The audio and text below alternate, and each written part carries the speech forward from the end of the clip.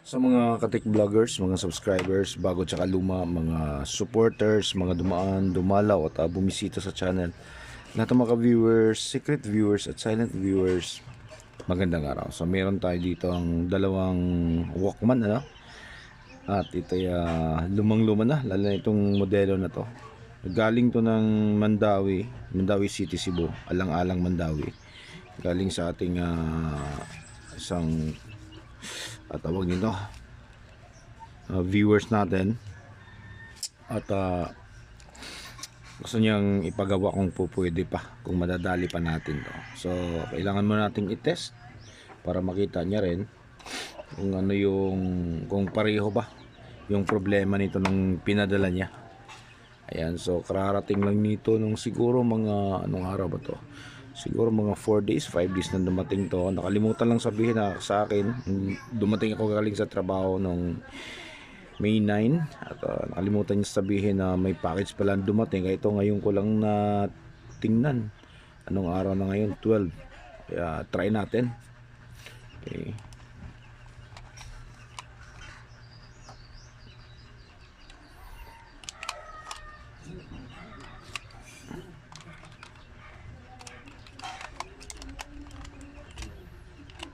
Okay, so yan, nagkaroon na siya ng display. So try natin lagyan ng tape.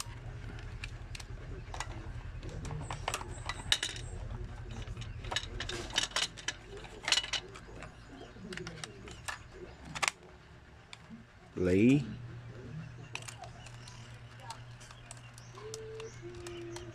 Yun yung problema niya. Hindi siya nagtutuloy-tuloy. Naglilipat-lipat siya. Yung reverse mode niya, yun yung gumagana. Kaya ito siguro yung sinasabi niyang maingay kapag nagpi-play.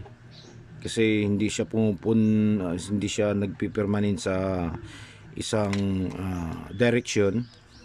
Nagpi-play siya tapos bumabalik sa kabila, tapos bumabalik naman sa kabila. So hindi siya nagpi-play ng tuloy-tuloy. Ito yung kanyang problema. So ito naman yung isa, subok natin.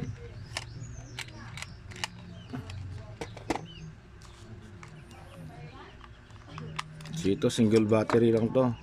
Yan.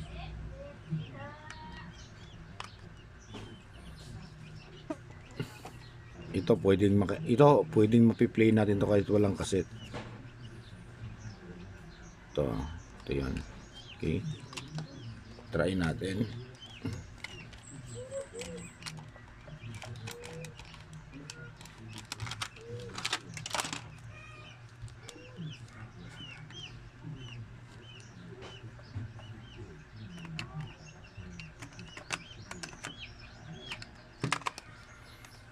Tapos play. Ayaw mag-play.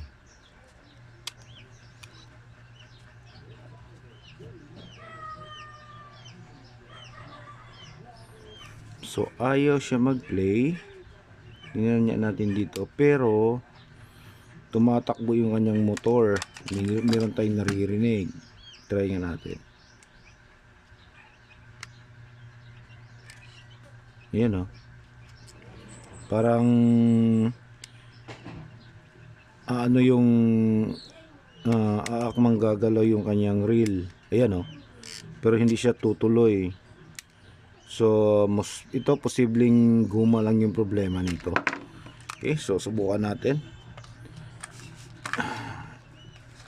Yan, tabi muna natin to. Ito yung unahin natin, yung isa, kasi mas madaling buksan to. Tapos parang mas madaling mechanism nito.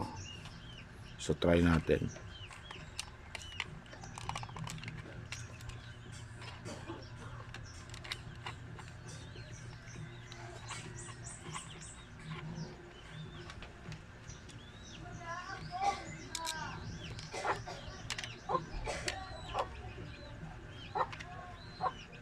So sana mayroon nga pala tong may mga kasama tong goma pinapadala niya. Sana may kasukat, ito yung mga belt, yan, sana may kasukat tong mga goma na pinapadala niya. Yan. So yun lang, dalawang screw. Try natin dito.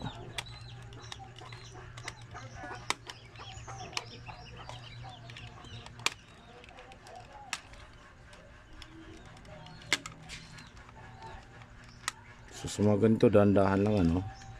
Ayan. Baka may maputol. Ayan. So may kalawang na siya. Ayan o. May marka na ng kalawang. Ayan. So susubukan na lang natin to. Try natin kung ano yung pwedeng magawa natin dito. So para matanggal natin to, kailangan tanggalin natin tong screw na maliit. Pero uunahin muna natin tanggalin tong ribbon wire ng ano, tape head nya. Yan. Kasi pag hindi mo tinanggal to, maaaring maputol yan. Yan. Subukan natin.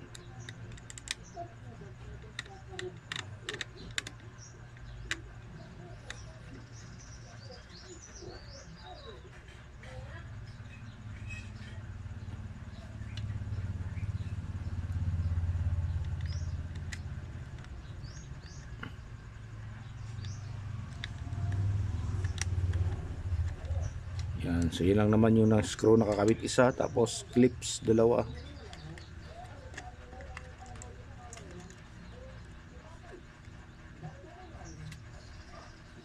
So ayan na siya.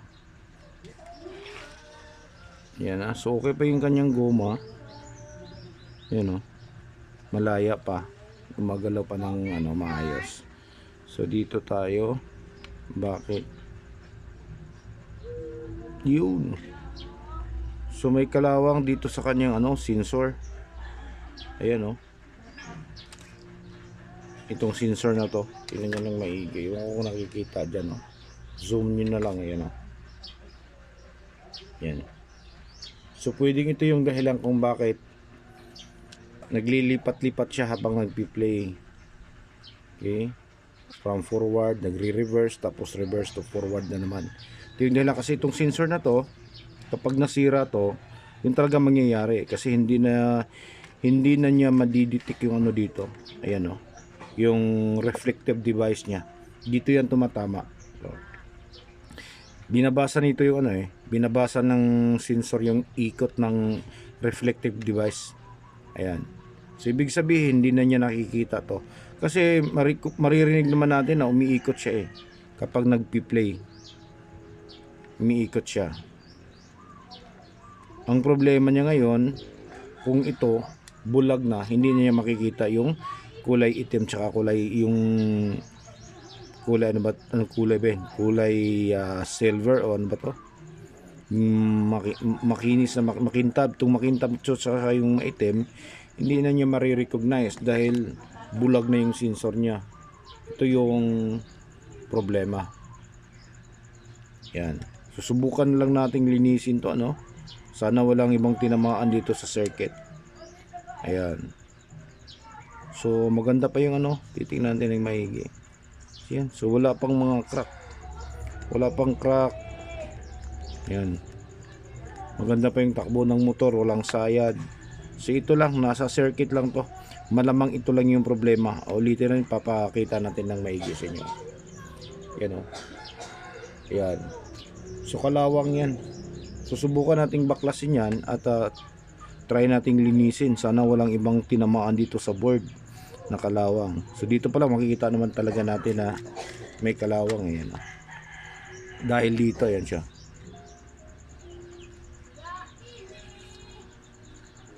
Subukan natin, titingnan natin ng maigi, sisipatin natin. Yan, kung walang ibang tinatamaan. So tabi na muna natin to. Ito, okay. Tapos ito naman check natin. Itong isa na to. Sana ay minor lang yung problema nito. Try natin. Sabay yung mga screw nito. Ayan.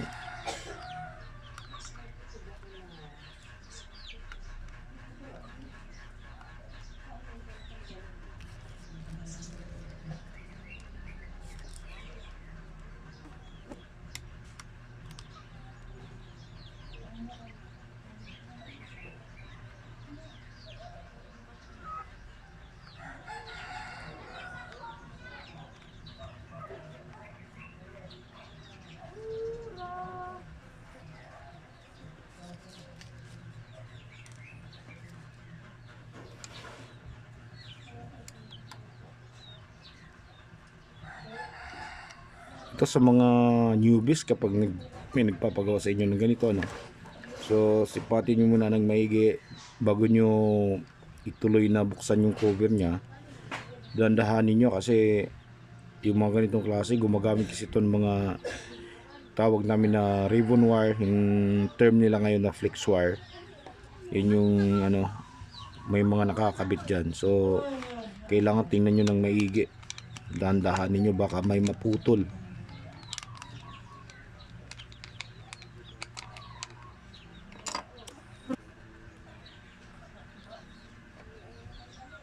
Ayan, so wala nang screw dito. So dapat may screw yan dyan.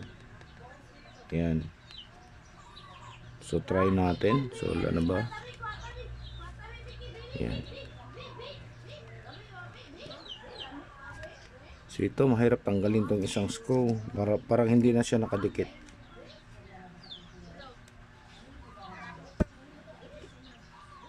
Yun.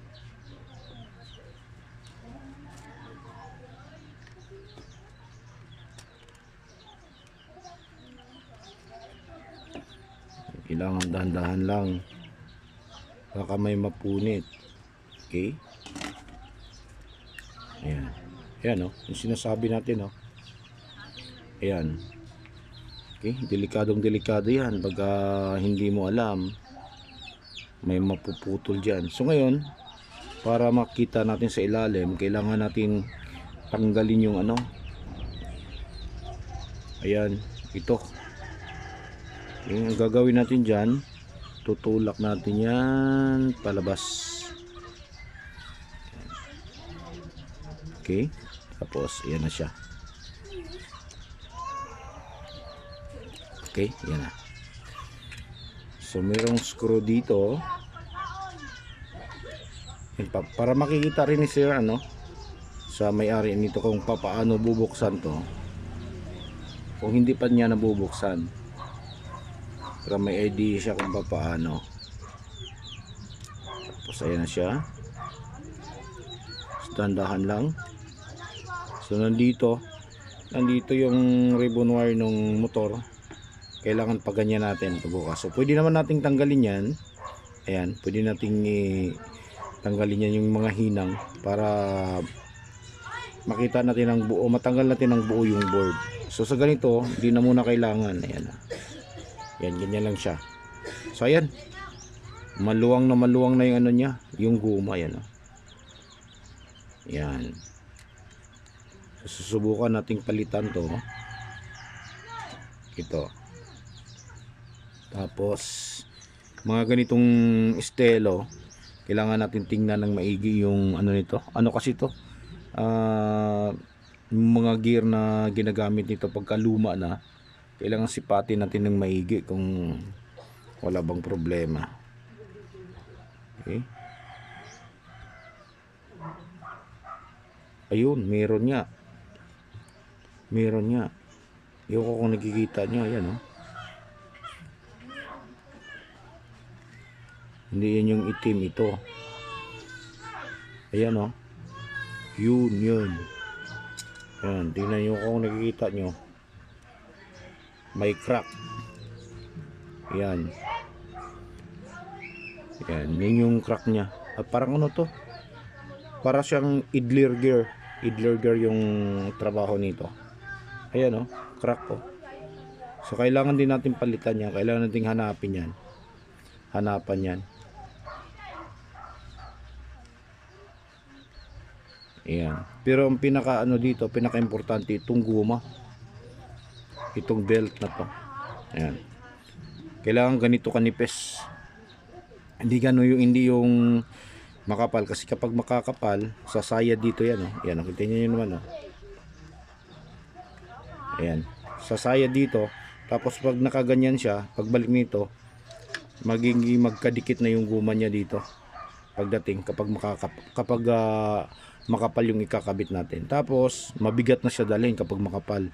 Kailangan magaan lang dahil 1.5 volts lang yung supply nito. Tsaka yung motor, kita nyo naman napakanipis mabibigatan siya kapag makapal na yung guma na ipapalit. Kailangan pareho lang talaga nito. Ayan, so hindi siya sasayad sa mechanical, tapos magaan lang siya dalhin. Yan, yun lang yung kakailanganin natin. So ayan, at least naipakita na natin ano kung ano yung mga yung nasa 90% na tayo doon sa pagto-troubleshoot natin yung posibleng problema ng dalawang kaset. Okay, yan siya. So yun yung mga kakailanganin nating piyesa. Yan yung ngayong subukan nating hanapan kung saan tayo makakahagilap ng ganito ano. So siguro kay sir, ayan na sir, nabuksan na natin yung IT mo at naipakita natin yung mga problema. Sana'y wala ng ibang sira. Okay, so dito sa palagay ko guma lang talaga. Kasi normal yung ano niya, walang ibang guma lang, tsaka ito. Ayan yung pinaka idler gear niya. Tapos dito, yung kung idler gear nga siguro to.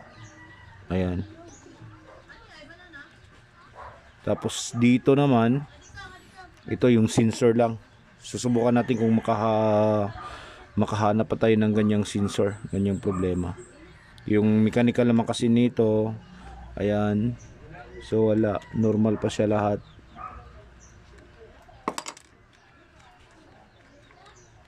Ayan. Tapos umiikot naman yung kanyang reflective reel, ano? Normal yung kanyang reflective reel. Ayan, lahat ng normal pa. Mas maganda pa yung mechanical nito. Yung mechanism nito. Sa kabila, konti-konting linis lang yan. Pero kailangan natin, pinaka-importante yung belt po-provide natin. Kasi kung hindi tayo makakahanap, wala din mangyayari kahit na makakita tayo ng idler gear nito. Okay, so hanggang dito na lang siguro muna tayo. So maraming salamat. God bless at bye-bye.